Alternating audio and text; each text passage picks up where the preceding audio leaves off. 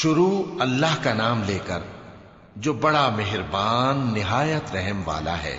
ان فرشتوں کی قسم جو ڈوب کر کافروں کی جان کھینچ لیتے ہیں، اور ان کی جو مومنوں کی جان آسانی سے نکالتے ہیں، اور ان کی جو تیرتے ہوئے جاتے ہیں پھر لپک کر آگے بڑھتے ہیں، پھر دنیا کے کاموں کا انتظام کرتے ہیں کہ وہ دن آ کر رہے گا جس دن وہ زلزلہ آئے گا، پھر اس کے پیچھے اور زلزلہ آئے گا۔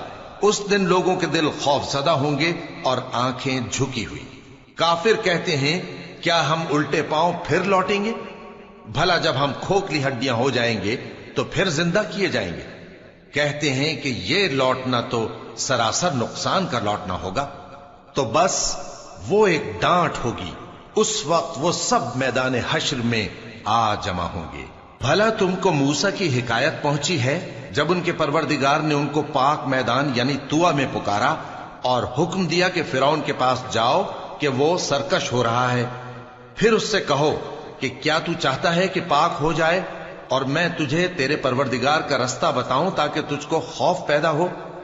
غرض انہوں نے اس کو بہت بڑی نشانی دکھائی مگر اس نے جھٹلایا اور نہ مانا، پھر لوٹ گیا اور تدبیریں کرنے لگا۔ سو اس نے لوگوں کو اکٹھا کیا، پھر بلند آواز سے بولا، سو کہنے لگا کہ تمہارا سب سے بڑا مالک میں ہوں۔ تو اللہ نے اس کو دنیا اور آخرت دونوں کے عذاب میں پکڑ لیا۔ جو شخص اللہ سے ڈر رکھتا ہے اس کے لیے اس قصے میں عبرت ہے۔ بھلا تمہارا بنانا مشکل ہے یا آسمان کا؟ اللہ نے اس کو بنایا، اس کی چھت کو اونچا کیا، پھر اسے برابر کر دیا، اور اسی نے رات تاریک بنائی اور دن کو دھوپ نکالی، اور اس کے بعد زمین کو پھیلا دیا۔